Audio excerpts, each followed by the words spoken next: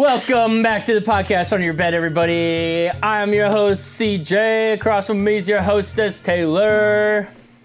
Hey guys. are diving in the ocean, taking you to the beach this summer. We got a few weeks left still for Jaws 1975. You know it, Spielberg. Come on, don't act like you don't. But if you're really that oblivious, you know, it's about a shark terrorizing a small tourist town over summer 4th of July season. So don't go in the water or take the risk, up to you. Ever again, really? Yeah. Man, I mean, y'all should be familiar with this. Shame on you if you somehow have been living in a hole. But this is just, you know, one of the OG blockbuster films that just has a loaded cast. The OG blockbuster. Right? And it's just loaded cast, loaded crew. So walk us through some of these highlights, Taylor. Oh, absolutely. I mean, you just touched on it. It's a great cast. It's a great crew. It should be people that you're familiar with in some capacity. I mean, really, our three main guys are kind of our focus, so everybody in this is really excellent, especially I love the locals who have small parts in this. Just crush it for me. But we've got Roy Scheider playing Brody. If you've seen, oh my God, guys, if you've seen All That Jazz or The French Connection or Sorcerer, because William Friedkin, a little bit of my heart, R.I.P. We've got Robert Shaw, who just crushes it playing Quint. He was in The Sting, The Taking of Pelham 1, 2, 3. Did The Robin and Marion with Sean Connery and Audrey Hepburn. Random fact for you. and then we've got Richard Dreyfuss kind of as our big three playing Hooper. No. Also should be familiar with, because how have you not seen American Graffiti? Or if we're going to go Spielberg, Close Encounters of the Third Kind. Love it. Come on now. And I also want to give a special little shout out to Murray Hamilton, who plays Mayor Vaughn, who I just love, who's also a little horror alum here. He was in the Amityville Horror original and The Graduate. He plays Mr. Robinson. And then, yeah, really, I think Lorraine Gary is Ellen Brody's wife, and she's literally in all the Jaws films. I'm actually kind of shocked she didn't have, like, I expected to pull up her IMDb page and have like a very prolific career, but it was really just a ton of the Jaws stuff. But I was like, girl, get it. You know, if you're making money off that franchise, who am I to judge? I like it. And, you know, it's strong cast, of course, to put this all together. You know, some of the highlights, of course, composed by John Williams, you know, going off to do things like Jurassic Park, Star Wars, Superman. You know, it's Harry Potter. It's about literally as everything ever of a composition as you can get. Written, you know, this was based off the novel by Peter Benchley, and screenwriting included both Peter and Carl Gottlieb. Nice, solid editing out of Verna Fields, also on American Graffiti, yeah, and you know, a huge effects team to pull this all together, ripping bodies apart, sharks in the water. But, you know, Bob Matley was kind of the one notorious for making Bruce our shark in the water. So super cool. And there's all kinds of fun stories behind Bruce, our shark, or what is actually several sharks they built for the movie. So we'll definitely dive into a lot of that in our spoiler section. But Taylor, for sure, this is iconic AF. What can we add to just, you know, what is Jaws, its legacy, you know, how awesome the movie is? You know, it almost feels silly to rate this. Where are you at? It really does. It really does. Let's just go with the easy one first. Let's start with the overall rating of the film. And I don't know how you wouldn't give this 4 stars personally. I was kind of shocked on the IMDb. And to be fair, I know it's user ratings factored into most of but I couldn't believe it was like a 7 point something on there. And I was like, that's truly crazy to me. This is clearly one of the best films ever made, one of the best horror films ever made. Yeah.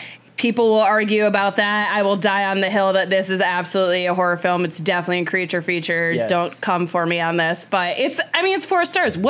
How could you not give this movie 4 stars, I guess? Unless, are you going a different route with that? I have to strongly agree with you. No, it's okay. Yeah. I almost had a heart attack. There's really no other way, as you said, just for how damn iconic it is. But honestly, I rewatched this. Oh, yeah. And I'm still squirming in my seat at several key moments. It's just very, very effective. The characters are rich. The characters have story arcs. They have deep backgrounds. The dialogue, screenwriting is great. I think they might have gotten lucky, Spielberg and the filmmakers a little lucky, and like getting away with some things. Like there are some problems on set. Yes, 100. But I think at the end of the day, there's problems on every film set. You adapt, you overcome, and that's probably where the greats really excel, such as Spielberg. So, solid 4. In terms of scariness, Taylor, what should people expect? Okay, this feels like a complicated one to rate in terms of like, I have seen this movie a billion times at this point, maybe this isn't going to resonate with everybody, but CJ and I, on our very first trailer thing for this podcast, mentioned that we watched this movie together when we were little kids. It happened to me right before we ended up taking a trip to Florida, and I am a water baby through and through, but that trip, I refused to go past any, hip is as far as I was going to go into the water. It was a straight up nightmare. So I have to say, for what that did for my childhood, for how impactful culturally it was in terms of scaring people genuinely out of the water and making people afraid of sharks, maybe to a problematic degree, but we'll get into that later. I'm really struggling because I have to say this honestly is going to rate a 3 or 4 for me. I'm struggling to differentiate between the two and where I want to go with it. But I have to say it feels unfair for a movie that was so impactful to just say because I watched it 100 times, it should be reduced to like a 1 or a 2. It feels a little unfair to do that. Right. Now, so I'm kind of in a limbo here. I'm sort of with you there. I think if I were to look at this objectively, I'm going to rate it a 2 monsters out of 4 under your bed for how scary it is, because at the end of the day, there are these great scenes with people being eaten by sharks that are very terrifying and scary, but it haunted me as a kid being in the water, but today I am not haunted by sharks like attacking me in the water. There's no like lingering fear I have after watching this movie, but it's just so effectively made that it's a solid 2, very close to catching that 3. You know what I'm gonna say because I think what you're saying is very accurate. I think we've done this split before where it's like, how impactful was it personally, where I'm at today with it, like talking about The Thing and stuff that we've seen so many times. And I have to say, if I'm just giving it did this ruin my childhood a little bit, it's a solid 3. I'm not because it did, but I agree with you today. I'm still going to give it the 2, which I still think for me is a pretty high rating, only because still, of course, every once in a while when you're in like a deep water situation, you feel your legs kicking, you can't help but feel like Chrissy. Every once in a while. You do get a little sketched out. I mean, I'll be honest, it's in the back of my head. It's not there, but yeah. It's hard to shake. And, that's also saying something considering that this is from 1975. This movie is not new. It's not modern. They didn't have special CGI effects that they could lean into. Clearly not. Yeah. It was, just a cinematic feat. So let's hit some of the highlights before we jump to our spoiler section. Totally. First of all, I want to throw out there, please stick around for the spoiler section. Yes, you've likely seen the movie, but what we're hoping to do is just give you a little deeper insight into some of the behind the scenes, and have some broader discussions on legacy as well. You know, what are the highlights someone could expect if they actually have not seen this movie? Which I will say, this was pretty shocking to me. Last summer, our neighbors came over and we did Jaws outside on our projector, and it was great. She was one of the first people I'd ever met, though, that hadn't watched it, and it was so funny because I know, I was shocked, and she loved it, and it was great. It was such a cool experience to watch it from someone who had no idea what to expect or what the film was really about. They just were like, oh, shark movie, and that's it. So it was so much fun to watch it from a new viewer, because I just don't think you get that unless you're showing kids. That's really the only time you're going to get that experience. So I love that. That was so much fun. If you ever are lucky enough to find a person in your life who hasn't watched it, I highly recommend watching it with them, because it feels like watching it for the first time again. It's so much fun. But I think the absolute highlights are, one, how great this cast is, the dynamics between all the characters, everything they bring to the table. They're fully fleshed out individuals before we even really get to just the three of them together and get that time with them and really get to discover who they are. You already feel like they're well established. So amazing job to get that done in an hour span before we move into that kind of second act of the film. It's beautifully shot with these amazing callbacks to Hitchcock, to Creature of the Black Lagoon, like all the things that came before. And that's really fun for somebody who enjoys cinema. The score, as you noted, there's just no way around it. Without the score, I don't know what this film would even be or how effective it would be. It's truly one of the most iconic scores of all time.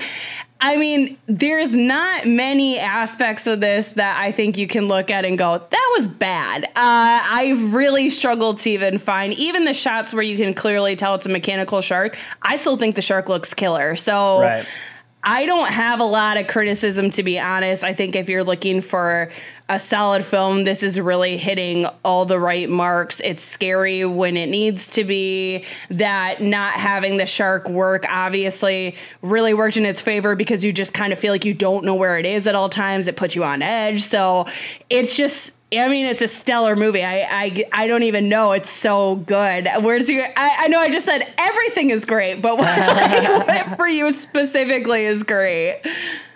Well, first I'll say I really can't pick out anything that I don't like about the movie. Everything on screen that you see in here, I think is working.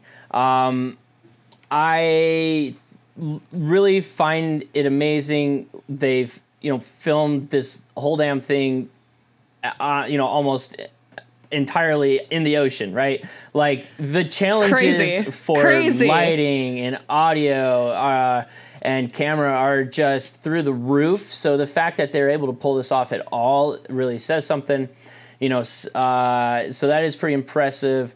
And then also it was a time when underwater cinematography is still very immature at this point. It started becoming a thing, but pretty inaccessible. So, what they were able to do in the water and on top and under the water is super impressive. So, keep all those things in mind as you watch this film, and stick around because we got a fun themed drink for you and our deep dive critique right after this. Welcome to the podcast Under Your Bed. There'll be drinks, critique, and perhaps a few murders. You're all invited, but once the podcast has begun, there's no way out. The ghosts are waiting, so won't you join me for the podcast Under Your Bed?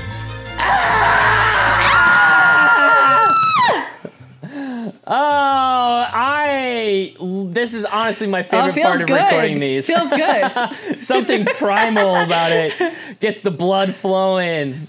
All right, y'all. Oh, it was like a whole octave higher than my voice goes. I made it. Oh, I'm glad y'all gonna have to lubricate stuck that. around for our spoilers section. We have some fun for you. But before we get there, we are drinking shark-infested waters. Yeah, it's blue, obviously. There's supposed to be some red grenadine. Mine sort of got mixed in, so now I have like a purple drink.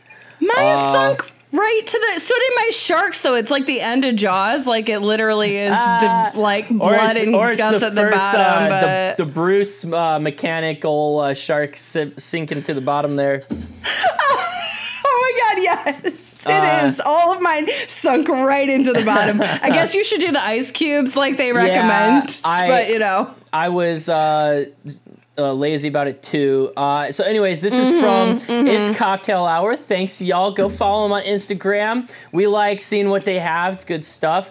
But the drinks... Great stuff, yeah. Easy drinking. It's white rum, your curacao, some lemonade, low club soda, low grenadine, shaken over ice.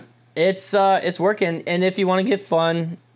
for the kids, you can freeze your little shark gummies in ice cubes, and then you can toss that in your drink, which is cool. And then they won't die at the bottom of your cup. Yeah, they won't sink to the bottom.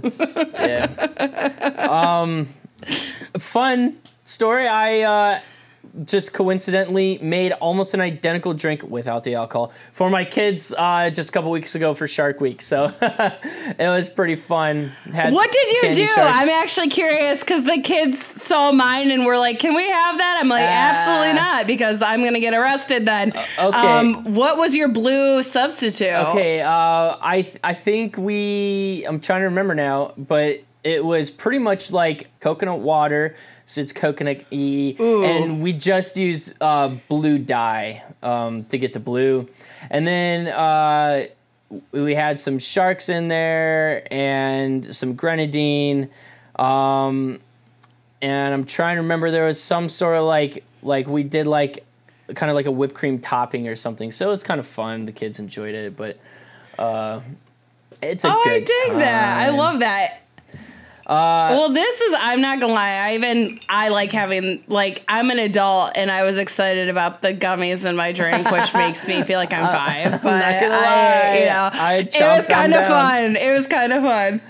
Yeah. I like it. And honestly, what I like about this one too is because I think a lot of our, like, we've done blue curacao on a couple different episodes, and I feel like every time it's so ungodly sweet. And what I like about this one is it's not that at all. It's actually like very smooth and nice. It's true. Yeah, it's not a super sweet drink. We both thought it could use a little additional rum, just to kind of actually taste the alcohol. Yep, which is a chronic problem of ours. Get your quint on. Pour that booze. Exactly. Well, so anyways, Taylor's going to run us through our quick summary, just to refresh you if you haven't seen this movie in a while. And again, I can't imagine that any of you haven't seen this, so please feel free to skip forward because, as I say often, it's never going to do the movie justice. It's just a little refresher if it has been a minute since you've seen it. So, indeed. All right, so we open on a scene that 100% traumatized me as a child, where a girl named Chrissy at the same time, really. A girl named Chrissy heads out for a skinny dip after an evening of partying at the beach. Her swim is very rudely interrupted by John Williams' score and a shark attack that culminates in her absolutely terrifying death. We are 100% going to dissect the shit out of that, so look forward to that. Oh, yeah, dick. We then meet our protagonist, Chief Brody, who has recently moved to the fictional Amity Island with his family, despite not being a swimmer or going in the water. Some of Chrissy's remains are found the next day washed ashore, and her cause of death is ruled to be shark attack. Brody subsequently tries to shut down the beaches, but is stopped by Mayor Vaughn, who has convinced the coroner to change the cause of death to a boating accident because, you got to get that tourist money. Can't be shutting down. So It's going to end up not going well. So 4th of July festivities resume, and clearly this is the wrong move, as Alex Kintner, a young kid, becomes the shark's next victim, along with a sweet baby pup named Pippin. Oof. Oh, sweetie. I know, poor babes. All right, panic ensues with a 24-hour beach shutdown and an amateur shark hunt. Brody enlists the help of oceanographer Hooper, who, after examining Chrissy's remains, determines, as we all expected, that they are likely, that it's definitely a shark attack, and they are likely searching for an enormous shark. Despite protests from Hooper, who claims the shark is far too small, Vaughn opens the beaches back up after a group of boaters kill a tiger shark, which also really bummed me out. I feel bad for the tiger shark. That evening, Hooper and Brody confirm this theory and discover the remains of a fisherman named Ben Gardner with a tooth in the sunken boat, indicating that they are looking for a great white shark. Dun, dun, dun. The two warn Vaughn. Yeah, dun dun. The two warn Vaughn, but he allows floods of tourists to arrive and to head to the beach. After another attack leaves Brody's child traumatized and another boater dead, Brody convinces Vaughn to close the beaches, finally, and pay a gruff shark hunter named Quint to kill the great white. Despite some strained dynamics, Brody, Quint, and Hooper head out and have pretty quickly a run-in with the shark, realizing that it is indeed 25 feet long and weighing 3 tons. Not stressed about that situation at all, that's not a big deal. The shark outsmarts them, and the three head below deck for the evening, drinking and swapping stories about scars, with Quint disclosing that he was a survivor of the USS Indianapolis. During some drunken bonding, the shark returns and slams into the boat, repeatedly damaging the ship and the equipment. After another close call with the shark, Brody attempts to call for help, but Quint, hell-bent on taking care of the shark himself, destroys the radio. Good job. Good call. The group attempt to chase the shark after it emerges again, shooting it and harpooning it with barrels. And now this is how you know truly I am not a boat person. I literally stole this from Wikipedia because I was like, I have no way to discern what exactly this means.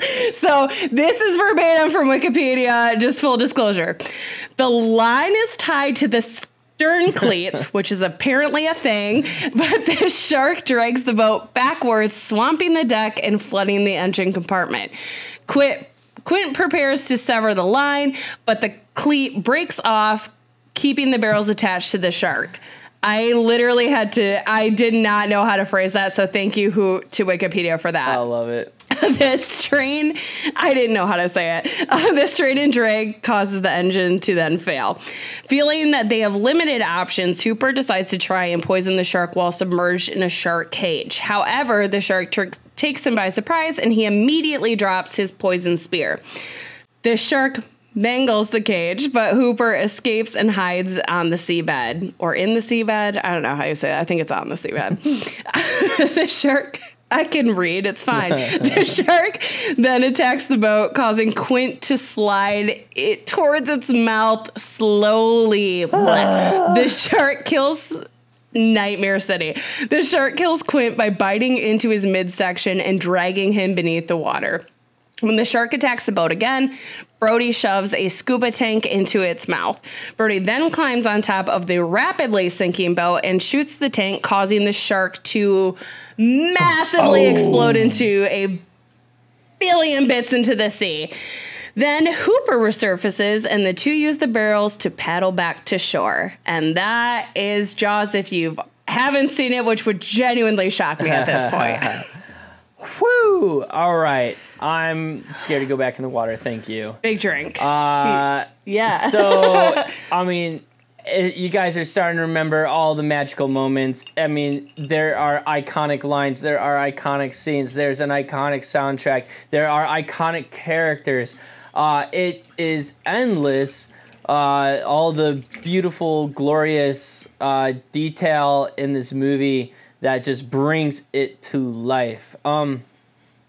I think, a fun place to start is just that opening scene, because It is. You have to. It's just you iconic. literally have to. Yeah, it is iconic, and it sets the stage that holy shit, you're in for something. So, of course, this is with Chrissy skinny dipping right in the water, and as you sort of alluded to in the intro, there's this beautiful cinematography with the sun setting and these underwater shots, and it's like this throwback to the creature from the Black Lagoon, and so it's like she's almost. I mean, she is like this like seductress in the scene. The guy's pursuing her, and then all of a sudden it falls quiet, and she's alone in the water, and floating, suspended above this shark, and just gets tossed and thrown for a ride. And the music is like giving us those strong violin pulses, and it just sticks in your head. Why is this so good? There's so many things. I think there's so many things. So one thing I want to touch on before I forget, because I feel like it's something that'll get lost in the recesses of my mind, but is the sound design on this, I think is exceptional, especially when you have these moments of quiet, like pre the shark, then you start getting the looming music, then obviously there's like this violent attack where you've got the violins going really hard and stuff, but then when she actually is killed and dragged under for good, and it's silent, and then you just get the buoy sound and the seagulls and how quiet it is, like this violent incident that's so terrifying, and you're completely in it, and then it's just done. And you're kind of left shell-shocked, and the music doesn't help you process it. I think is so smart. And again, it's, like the simplicity of it. Right, we don't see the shark, which granted was not the original intent in this scene, but you just see her getting whipped so much better, around the water. And, the camera's static in a lot of these shots with maybe one or two little pans, but it's just letting the action played on screen. It's pretty dark, so you're not always seeing everything. There's a lot of silhouetted shots. And then you almost like get the sense that buoy with the bell is almost like funeral church bells or something. It's like it's really kind of fun and maybe foreshadowing of her death in a way. It shakes you, and it's a beautiful introduction to the horror of the film and what to expect going forward. It's just, I think it's sold though to, I want to give so much credit to the actress who's, oh my God, hang on, let me be a jag and double check her name. Susan Backlini? Yeah, and I think if I read this right, she actually did stunt stuff, which would make sense that she'd be cast for this role. But I think her acting and her terror in it, and just the vocals that she produces of that kind of gargling are so horrifying. And what I think like sells it so much is like, I think we've all been in the water before. It can be if you like the water, it can be such a serene and nice experience, and you're just kind of floating your legs slowly, and you're just enjoying. And after a night of partying, she's just this girl having a great time swimming, a little buzzed up, having a good time. And how vulnerable she is in that moment, and getting those shots from underneath, and we know something bad's gonna happen, but you're almost kind of hoping maybe she'll swim away, or when she gets on the buoy everything's gonna be fine, but obviously not. And then again, she just really sells it with her, I think her vocal performance especially. Hearing that gurgling, it like makes your skin crawl in a way, and feels like such a thing that could happen to anybody aside from the shark, just that drowning aspect to it. Right. And then just getting whipped, like you said, it's horrifying to watch, and not seeing the thing that's getting her. Right. To your point, there is no one that is safe in the water in this movie. And Spielberg's pretty vicious about killing off anyone and anybody, right? Anyone. We start Anyone. with, you know, like beautiful teenage girl, and then we have like, is it the next death is a child and a dog. A child and a dog. And these are violent moments. And a guy on helping kids at the beach. Yeah. Yeah. So like even the heroic people aren't safe. And it's so you never know who's going to go next. And they are 100. not shy about making them violent deaths as well. Like the boy on the raft, like there's a lot of blood. He gets thrown. His raft is shredded to pieces. It's like a freaking geyser under the water. It's like a geyser of blood comes up. Yeah, it is. It is disturbing and it is violent. But it's just excellent, horrific filmmaking.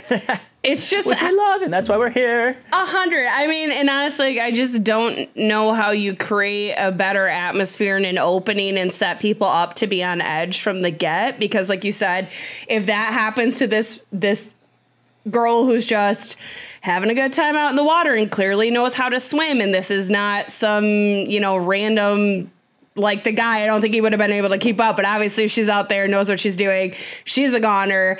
So then you're just kind of on edge moving forward. And especially because you don't see the shark, it's almost like you don't know what you're looking for kind of a thing, which makes it even scarier. Yeah. So it couldn't be better. I don't know what you could do to be better in that opener. Yeah, agreed. And then that moves us right into the character, our main character, our sheriff, Brody. And, you know, and this is when you can kind of start recognizing this movie maybe as a Western is kind of how I think you can interpret it, because he's literally a sheriff. I like that, you know, yeah. He's on this, like, vast landscape of the ocean, right? This barren wasteland landscape. And, you know, like common to a lot of Western themes are like man versus nature, science versus nature, technology versus nature. And all those themes are ringing throughout this, right? And so Brody's character, with all the of course, different like, characters, too. Oh, absolutely. Like he's got his little posse that he goes chasing after the bad guy or whatever the wild beast is. And, you know, I mean, he's even got his, like, pistol in his holster and kills the shark in the end with a rifle, you know. I think a lot of the Western themes are pretty clear, which is, you know, obviously ironic that it's in such a wet environment instead of dry. But I don't know. That was just something I kind of noticed, and I think's a maybe fun way of looking at the movie.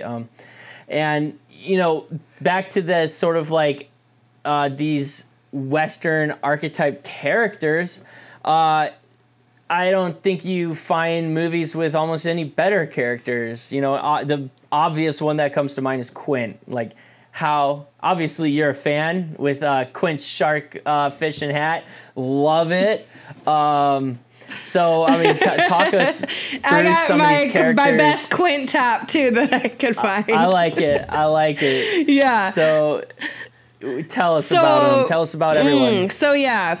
I think Quentin is obviously the most antagonistic of the group, which, like, clearly read into, like, reality as well. And just Robert Shaw at the time, unfortunately having a pretty big drinking problem and not getting on with people very well, especially Dreyfus, and those two butting heads. Though it also sounded like it was a newbie and an older actor kind of butting heads, but I think it actually like fits the dynamic so fucking well that, as you noted, it's one of those things that they kind of luckily happened into, where the dynamics were then really feeding into the film. And because you've got Hooper, who's this, like, he's from money, he's on the techie side, he has a very different outlook on he's an oceanographer. So I think he's more into the preservation than anything else. And then you get Quint, who's the complete opposite, who's had this. And to be fair, they obviously, the story he tells is not like totally accurate to the actual events that happen with the Indianapolis, but you know, whatever. We'll just let the minor details of that go. But a guy who's had this serious trauma and then has subsequently become this like Moby Dick-esque kind of character that is kind of hell-bent on his personal revenge. And I think then having the middleman of Brody, who's clearly the most grounded of the group, and I think that any kind of person could resonate with, because he's like, either you can view it as him being the family man and you can get into that, or being the outsider in this small community and people can get into that, or just, I think he represents like the everyday kind of man and the guy who's the most even keeled probably out of the group, even though he's the most out of his depth in a way. And just the dynamics that exist then with having those backgrounds and those kind of stories coming through is just, it's kind of gold, and it could get really stereotypical and hokey, but no character ever at any point feels like a stereotype. They feel like legitimately grounded people bringing different things to the table. And I guess that's where I'll kind of start. I know there's so many interpersonal stuff within that, but yeah. Yeah, no, I think it's spot on. And, you know, they all come from diverse backgrounds, which is fun to explore. You know, that's where you get these like culture clashes that are existing. You know, to your point, Brody being sort of like the, like, you know, like city boy, but also very middle class, family man. You know, the kind of younger Hooper, who, you know, probably from a wealthier family, college educated, you know, clashing strongly to Brody's character, or sorry, Quint's character. You know, the blue collar gruff, like lower or maybe lower middle class, like type. That's just, you know, got the gruff hands and you know, the scars to prove these are city head. City head. I mean, all right. So we have to hit some of these iconic moments, like, you know, you have city hands, boy. There's like so that, many good ones. We're gonna need a bigger boat. It just goes on and on, like doll's eyes, you know. The writing is just fantastic, and I don't know anyone who hasn't heard these lines, right? Which kind of probably just like speaks to the legacy of this film, if we want to go there with the conversation. You know, just kind of put this in perspective. Like, what has Jaws become? You know? Okay, so wait. Okay, you gave me like a two-parter there. So yeah, on the first part, when you're talking about us. No, I'm all about both these. So just kind of speaking to the first part that you're talking about, where there's these iconic lines and moments and stuff that really speak to who these characters are. There's so many like subtle things though that stick out to me, where you've got Hooper coming over for dinner and they're having this kind of family interaction, and they both get drunk and then decide to do like gut the shark and go look for Ben's boat. And I just love the dynamic between the two, and then you get the three together, and then there's like some respect and some disrespect on certain sides, and then they all kind of culminate in that scene where the scar, everybody's showing their scars and everybody's getting drunk, and it's just this kind of bonding and mutual respect thing where they had obviously been in turmoil throughout the kind of start of them trying to find the shark. And I just think there's just some really subtle, cool moments, or even you get, what is it? It's Quint has a beer and he smashes the can with his hand, and then you get Hooper has like a paper cup, and he smashes his little cup, and it's just, I mean, it's so funny because obviously it rings true to somewhat the dynamics that exist. But then again, I just think there's those subtle moments that can get missed on the grander scheme that I think really add into the interpersonal dynamics of everybody. That's really cool. So That's my spiel on that. But in terms of its legacy, I mean, even if this is similar to, I think we said this with Frankenstein, even if somehow by some way you've never seen this movie, the imagery exists in pop culture today and has been parodied a billion fucking times. Right. So even if you don't know it, you know it. Yeah, you or at least some part of it. You know the music. You've heard some of the iconic lines. I mean, it is like the most iconic horror music. You might argue. Maybe even over Friday the 13th. I mean, like. Come on. Oh, I would. They ripped off of Jaws. Right. So, yeah, I would say that. I mean, even as, like, children who haven't seen the movie, they're in the pool with a hand on their head like a shark fin, singing that theme track, you know. It's literally that iconic. And, you know, I think what's also interesting is how people started learning, filmmakers started learning from this, like, maybe not seeing the monster is a good thing, right? So I think that definitely is a big part of the legacy that like kind of shifted the landscape of horror filmmaking after this movie. And then also you were kind of sharing some interesting insight about how you know, this really was the first blockbuster movie, which I think's quite interesting, you know. Summer kind of being this time that's not necessarily considered like a hot time to release a movie, but it just works perfectly for this type of movie. Crazy though. Right? So curious, some thoughts on all those ramblings. Yeah, no, I mean, honestly, all that resonates. I think what I had read, like, I knew the fun fact that this was, like, the start of summer blockbusters. I knew that for years, but I guess what I didn't really realize, though, prior to really researching this was that is where movies went to die. Yeah. And, like, at this time, the summer was the death of you want to put out a movie that you thought was going to tank or not be good. And that also interesting thing I read is that even when this hit really hot and everybody was into it, it still had like a 1,000 screen release. Like it still was like low release, considered like to what we would have today, like having just seen Barbie. And I know it's literally in every screen everywhere at this moment. It is just, it's very interesting to me that, like, I can't really fathom in a way because summer's the time that most people have flexibility and freedom from stuff and kids aren't in school, that would be the time you would toss out your unwanted films. It's kind of like feels, I don't really get it, but obviously that's how it was.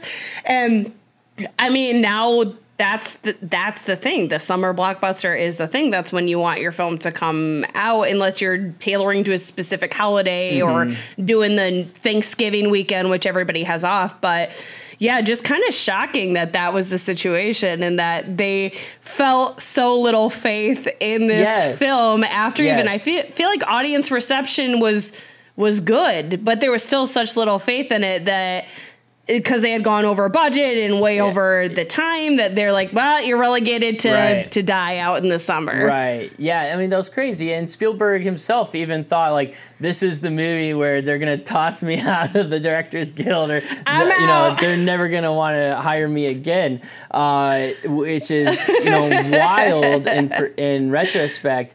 And even, you know, I remember reading, crew had started nicknaming the movie Flaws because everything was going wrong, you know? So, like, you know, Bruce the shark is, like, not functioning in the salt water. Like, who would have thought? Walk us through, if people aren't familiar, walk us through that whole situation. So just in case. I feel like most people kind of know, but... Yeah. Right. So just so everyone knows, Bruce is what Spielberg had nicknamed their animatronic shark. They had built 3 of these sharks. They spent $500,000 building these animatronic sharks, tested them out on land in pools. only to come find out, in the ocean, in salt water, some of these pneumatics don't function. Salt water, yeah. Surprise, surprise. So it was an enormous disaster, going so far as one of the sharks even sinking. The shark drowned, damn it. And, they lost an entire shark. So it really was a disaster that, being resilient, Spielberg pressed on and changed the way he approached the movie, and we just saw less of the shark, which obviously, in retrospect again, we've discovered is far more effective. But let's be fair. The effects in this movie are phenomenal. The times when we do see the animatronic shark, thank you. I think just look great. The gore is realistic. I think so too. It really is kept fairly simple at times. Obviously, there's scenes where you have like an animatronic shark eating a man alive. Like, that's not a simple thing to do.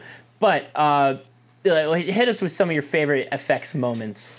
Ooh, well, honestly, I don't think there's a single one that looks bad because I had read, which I wasn't even familiar with. I actually just assumed it was a prosthetic because the prosthetic leg they dropped for the one boat guy, I actually thought looked really good. So I just assumed Chrissy's hand on the beach was also the same, but they felt like it looked too fake, and God love them for this. Then being like, okay, we'll bury a crew member partially in the sand and have the hand sticking out so it looks better and looks more realistic, which obviously awesome. Practical effects were, as you noted, there's no CGI, so it's all practical. It all looks really excellent.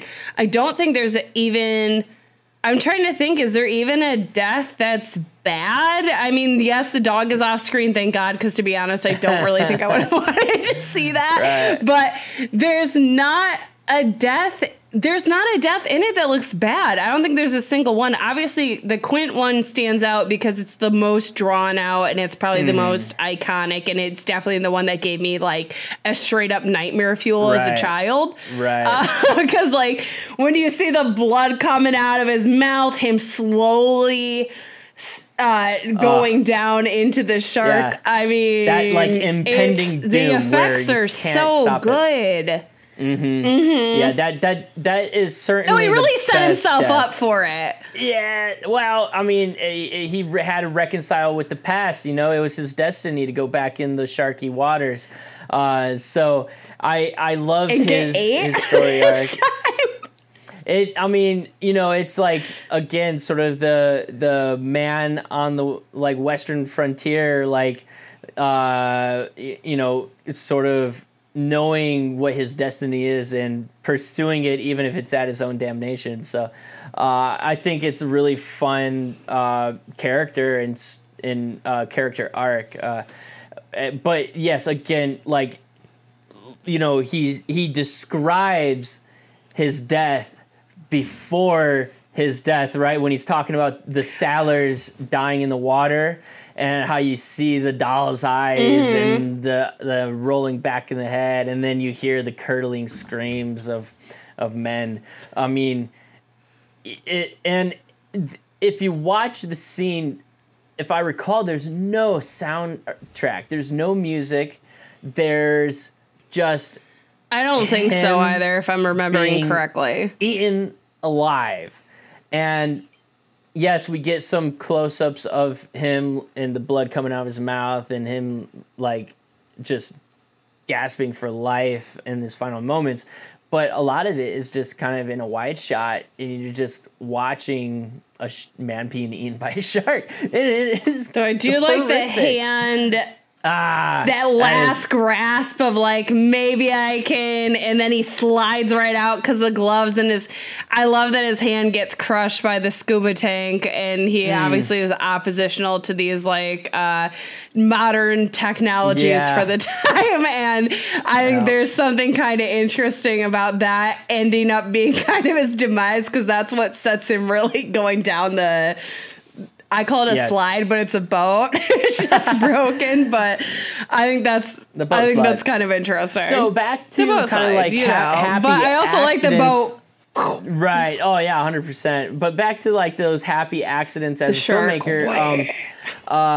While they were filming in the original story, in the book and the original screenplay, what am I trying to say? Hooper's character was supposed to die. He was supposed to die, but when they were filming I didn't know this. scene, oh my God, tell me about this. Okay. Yeah, when they were filming the scene of the shark that's in the movie where the shark attacks the cage and he escapes, they couldn't get the footage they wanted because a real shark trashed the cage that they were using.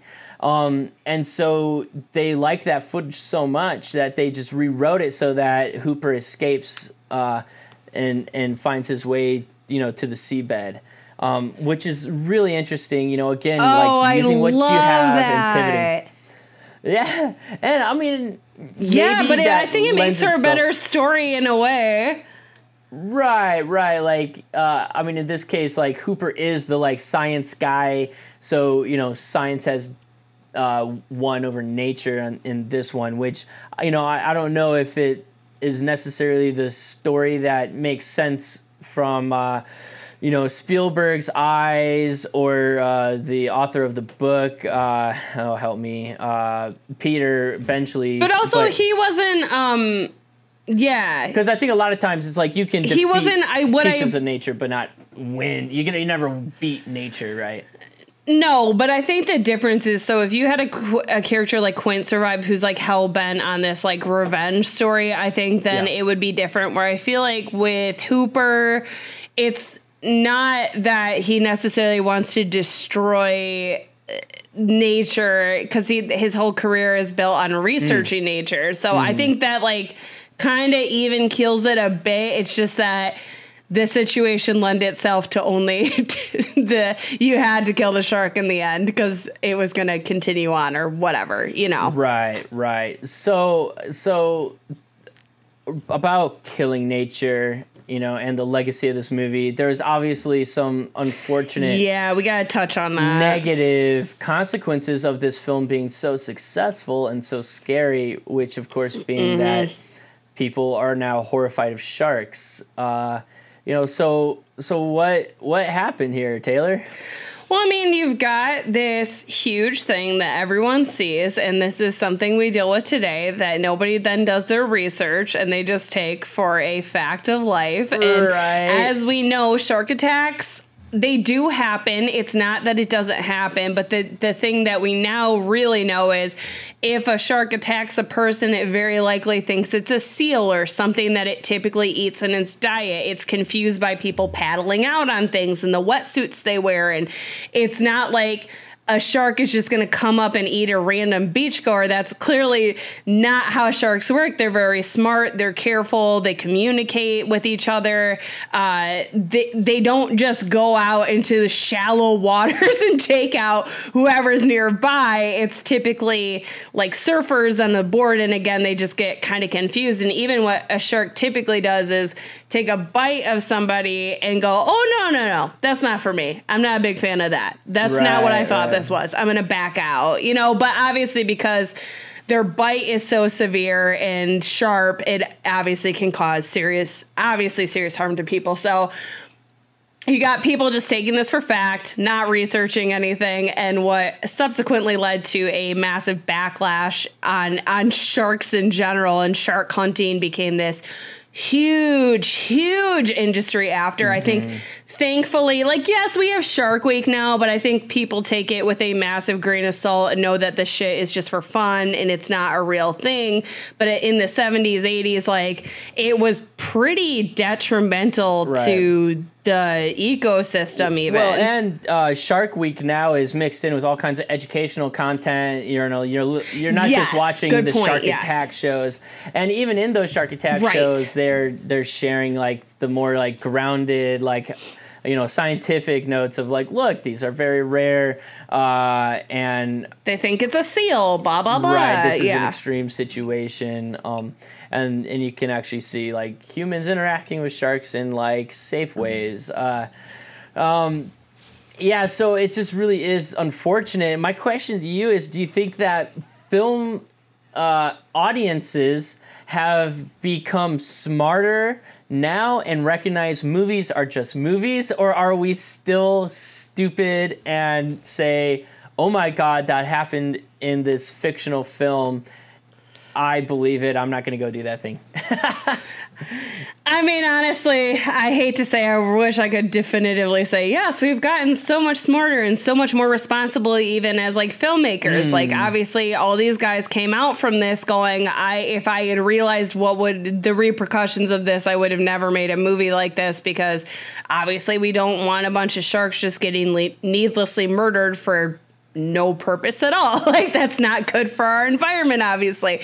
But I hate to say, in a way, I think we have gotten, I think we have accessibility to be smarter. And I think I would hope that a lot of people go see a movie. And what I frequently do, especially if I see a historical thing, is go look up what the actual story is, what the differences were. So I'm not just like spewing off facts that are inaccurate.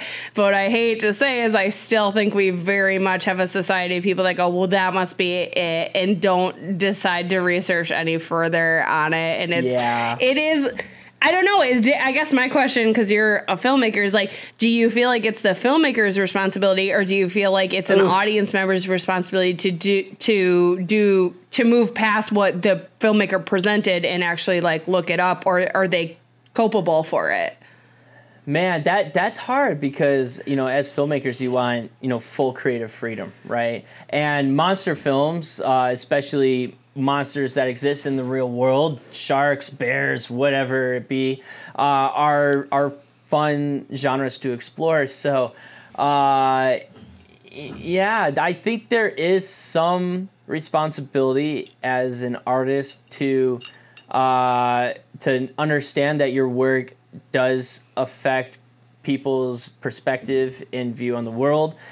So you have to always be considering that. I do know, in, you know, Spielberg's defense and Peter Benchley's defense, that they both like went out publicly afterwards and like, people, this is a movie. It is fictional. It's a movie. Go to the beach, swim in the ocean, be kind to sharks. You know, like that was a thing that happened, but it really is, you know, just unfortunate. And, you know, hopefully people like can be more aware watching movies, and filmmakers can find ways of like being more overt about, you know, that these are works of fiction. So I do kind of like that as, you know, just being smarter about it. Like if there is some sort of like lesson to be learned, just go into these things a little more aware of what's happening. Or research after. Yeah. Like, you can go and enjoy the Meg, but then go look what a megalodon actually is and what the situation is before you're like, it's in the water for sure. I know. Though, to be fair, I'm not discounting deep ocean anything. I don't know what the hell's down there, so I'm not gonna discount it. But yeah, I mean, to your point, my kids are like,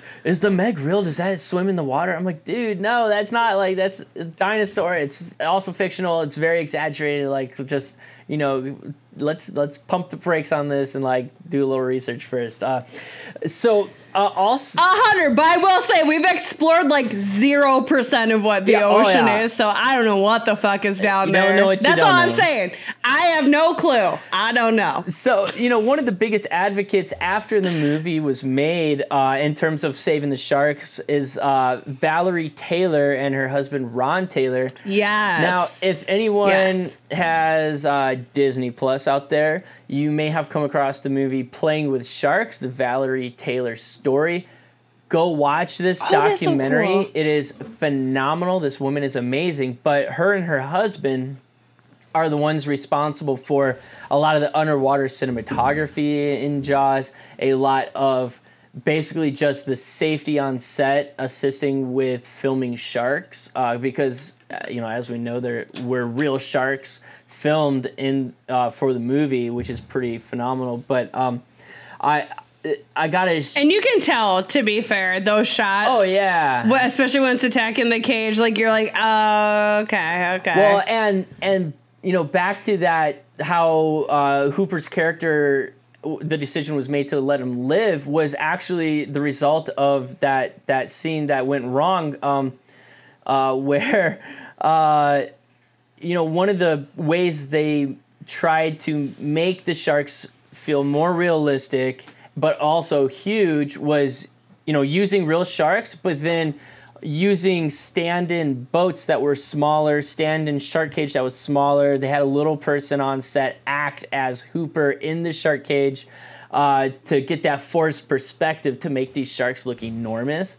And in the film, I thought it was super effective. But there's a crazy story that goes when they were trying to film the scene, the actor was really scared and didn't know how to scuba dive and was stuck in the shark cage, and he ended up getting out because he was kind of freaking out and couldn't get his goggles to sit well on his face. And while he was out of the water, next thing you know, one of the great whites is literally thrashing the shark cage. I mean, it was scary. There's footage of this where you see the crew holding each other back from getting toppled into the water because it's also this little boat. So they are huge creatures that should be respected, even if they're exaggerated on film. And I mean, yeah, I don't think they're usually 3 tons. I think is a bit of an over, but it's still fucking huge. They are huge and heavy. They're the closest thing we have to dinosaurs that live right now. It's true. Yeah. I mean, if I'm not wrong, they were alive during the age of dinosaurs. So. I think I want to say sharks and alligators. Someone fact check us on that. But I could be making shit up. Right. But again, it's they still got away with it. Got some great footage out of that scene, and just pivoted. Hooper survives. So, I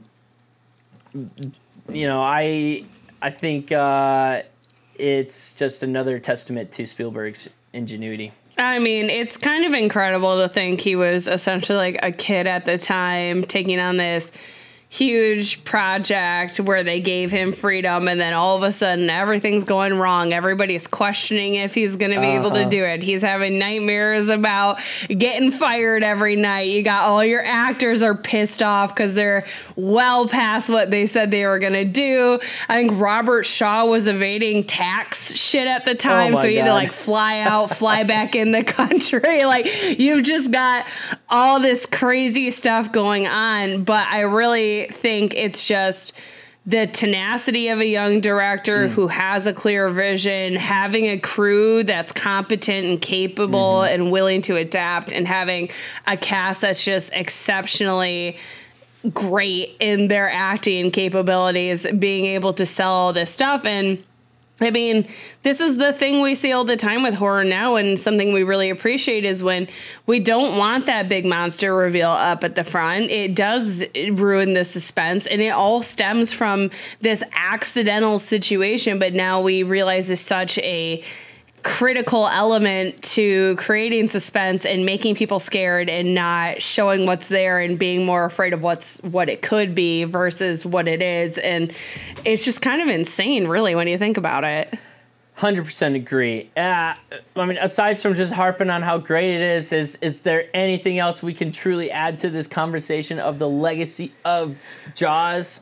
Oh man, okay. I did want to throw in a couple fun facts just again because I think the conversations have been had a billion times over. We're obviously huge nerds for this because it is just a great film, but I think some of the fun, just kind of random, not super important to our conversation, but just kind of entertaining stuff is and I also, before we wrap up, I want to hear all of your opinions on the shots because they're such iconic shots that they've literally labeled the Jaws shot, the underwater stuff, and I want your expertise on that. But before we get into that, we'll throw in a couple fun facts that are just entertaining.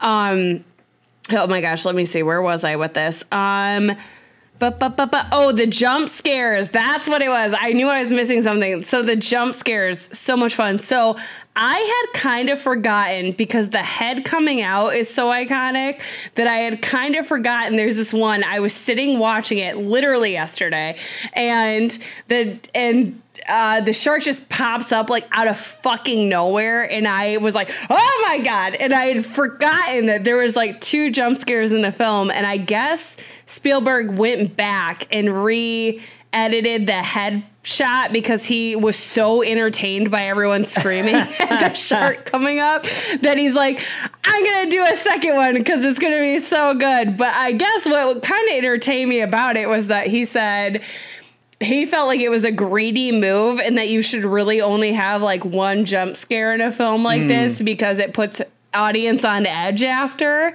and they're like kind of waiting for something to happen. But I have to say, like, given how many horror movies I've watched at this point that have a ungodly amount of jump scares, I think 2 to me felt pretty tame personally, and I think they both sell. They both sell like hell. So like they're both excellent. So I just think that was a fun little thing I had read about that cracked me up. But yeah, I really want, because the cinematography is so fucking iconic, and let me look up because I don't want to say his name wrong. Apologies. So Bill Butler, who literally just died this year, was a cinematographer, and he did Grease, One Flew Over the Cuckoo's Nest. If you're a horror fan, he did Frailty. But obviously, there's a plethora of iconic shots in this, and I just think you're the person to maybe walk us through, especially the beach shot with Alex Kintner when Brody figures out, like, can obviously see that this is happening. I'm just curious, like, what your take on those more iconic shots is. There's a lot of one-take shots, and I'm just kind of interested from a filmmaker's perspective, like, how influential kind of are those shots? How much do you kind of go, we've done that? Like, I'm just curious what your opinion is. Yeah, well, I'll get to that like vertigo shot you're talking about, aka the Jaws shot, in a second. But you're right. There's some of the long takes are fun to play with. I think they might be more used to just create some movement in like maybe the slower, more expositional scenes, something that's a little more visually stimulating while there's not like this crazy action happening on screen. Is sort of how I read that being used. I think the cinematography in general, one being, frankly, for a Hollywood blockbuster film, a lower budget movie, and also being filmed in the limitations of in water, on water, they leaned into a lot of natural lighting, silhouettes. At times, and then a lot of just reflected light, which I thought they used very well. One time I was kind of like, well, that was a little strange. It's like maybe the first time they put a barrel on the shark. You see this like kind of close-up shot of the entire boat, and it's well lit, and the boat drives away, and you see it like clearly driving out of the light. So it was like, man, they must have stuck this huge light on another boat that they're filming from, and so it was just kind of like a little revealing of the light source there, which it's just part of the limitation of filming on water, I suppose. But I love the idea of filming everything, like filming a lot of shots almost at water level. I was literally going to ask you about that. Thank you so much for touching on it. That is exactly what I was going to ask you about. It's brilliant, that idea that you're in the water waiting also, along with the characters, definitely helps with so many things. One, just adding depth to what, at the end of the day, is a pretty barren environment. The closer down to the water you get, the kind of like greater depth you're going to feel. But also just that like psychology behind it, being in the water with the shark, not being far away, is very great. also love the idea of being able to get these static shots while being in the water, which Oh God! it appeared to me like most of the static shots were when they were actually closer to land, and then the camera's moving more on the rocking boat as they're farther away from land. So nice touches in the cinematography there. So that vertigo shot that people are talking about, I've always called them so iconic. Yeah, like these warpo zooms is like another name people have used.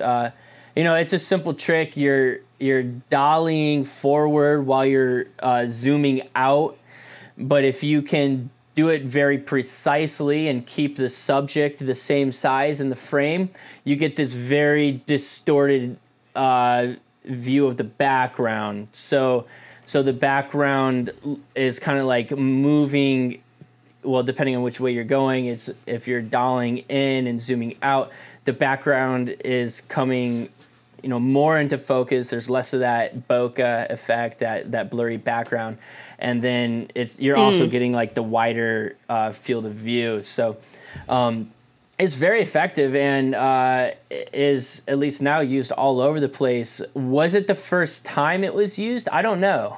I can't say that. I think you're right. Was it Vertigo that did it first? Because I think Jaws took it and kind of became the cinematic use of that, but I swear. Well, it's just that Vertigo feeling shot. Not that it's from the Hitchcock movie Vertigo, because if I recall from that movie, that doesn't exist. But they do a lot of in the movie Vertigo. They do a lot of like just zooming down and up and down. Okay, I found it. It said, so this is via IMDb's fact page, just so we're citing the right people, but it said, this shot is merely a reverse of the forward zoom reverse tracking, also known as the trombone shot, invented by Erman Roberts for the disorienting height shots in Vertigo. Oh, so it's just an oppositional of that. And then it says a similar shot appears to have been used for the dream sequence in Fahrenheit 451, the 66 version. So yeah, that is interesting because I think it really has taken over as it's the Jaws shot now. But like you said, it is utilized in they used that different as capacity such an and iconic moment in such an iconic film. So it's justly awarded like as one of the OGs of that shot. So. That's fine. Another time that stands out to me, I've seen this, is Lord of the Rings, when Frodo's looking down the path and the wraiths are like about to come to him. There's a nice warpo cam there too. It's used all over now. It's a lot of fun. So yes, the cinematography was great, but what were there any little additional tidbits you want to leave our audiences with? I have to say, I was just trying to think of the only negatives that I could ever bring to this movie, and I can only think of one singular situation in this. Don't ruin it for me. And I was so happy.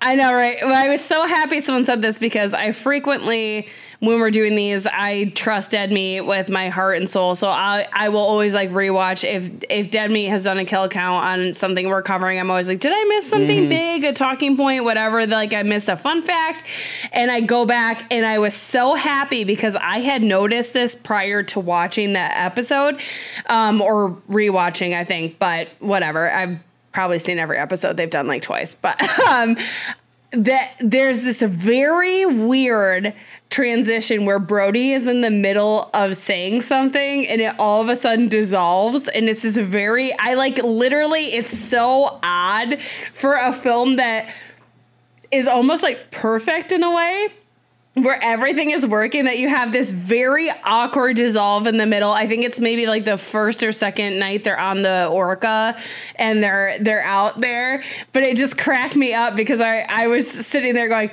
what the fuck? Like, why? And then he pointed out, I was like, oh, thank God. Someone else thought that was very weird. It's just this awkward dissolve in mid-speech.